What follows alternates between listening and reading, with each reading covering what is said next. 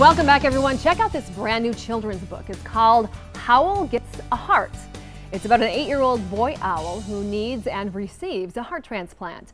The author wanted to help children understand organ donation and ultimately the benefits of helping others. And we're here with Brenda Cortez, who's not only the author, she's a living kidney donor herself. Welcome back to the show. Thank you. It's great to be here. So talk about this journey. What took you from having donated to wanting to share the message of donation with others?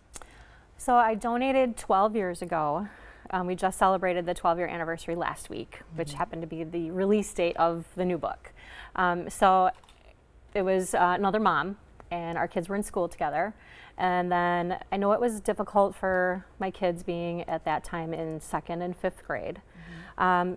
It wasn't until though my daughter wrote her essay to get into college about the whole organ donation and how I inspired her to be a better person, but it was also scary. Wow. So I thought, yeah, that was really scary for them, and I should, see if there's anything out there to help kids, and there wasn't, so that's when I thought, I need to write something to help these kids. That's great. You don't usually think young kids have to think about something like that, or would, but actually at the young age of 15, 16, you got to make a decision about it when you get your learner's permit or your driver's license. Exactly, yeah. They're having to make that decision. Right. And most of the time if they're not affected by it at all, then they haven't really thought about it until they get that half hour of training in their classroom training for behind the wheel. So this character is Howl, right? Yes. And he needs something, right? Yes. He needs a heart. He needs a heart. And he's little. He's just an elementary aged owl,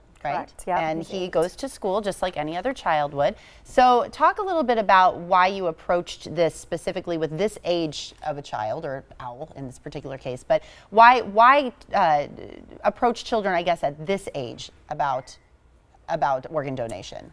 So kids, there's kids out there that are affected. When my first book came out, I had some friends that told me about their nephew and that he had had a heart transplant.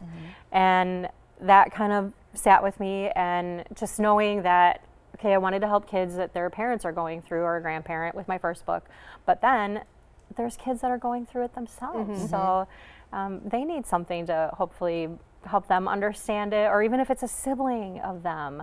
Or in a classroom. I know that there's a story of a girl in Wisconsin here that did receive a kidney, I think from her teacher.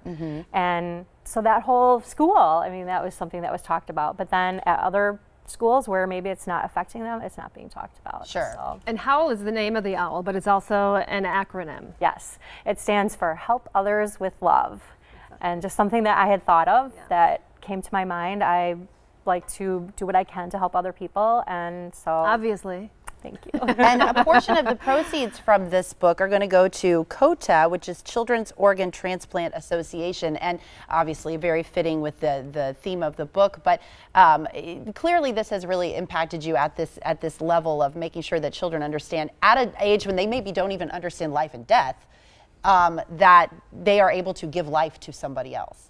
Correct. And that organization then does what? Do they help? They do fundraising. Okay. And so the friends that I mentioned earlier where their nephew had the transplant, so they had told me about that group. So I continue to support Donate Life America with proceeds from Howl in the book, and then I wanted to add COTA as well, just because what they do is very, very important, because if you can't afford the transplant, that's a big problem. And you take this message directly to some of the schools. You have some school visits coming up. Yes. I'll be, next week, I'll be at Brown Deer Elementary School for their STEAM Day.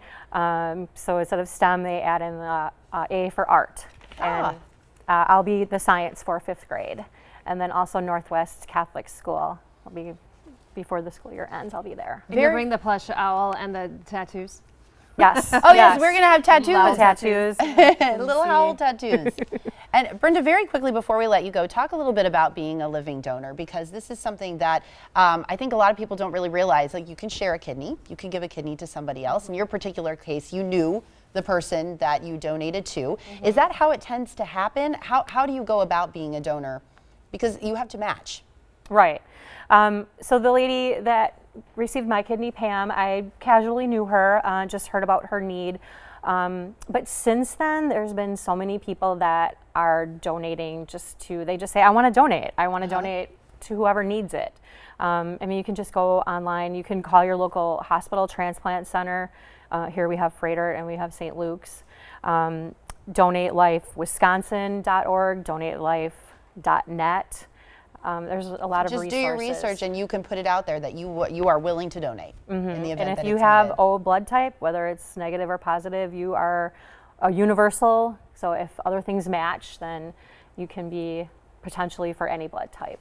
That's amazing. And you can learn more too by visiting with Brenda herself, by being a part of her book signing that's coming up tonight from 5:30 to 8:30 at Point After Pub and Grill in Franklin. And you can go to donatelife.net/books to learn about Little Howl. Thanks so much for being with us. Thanks for having me.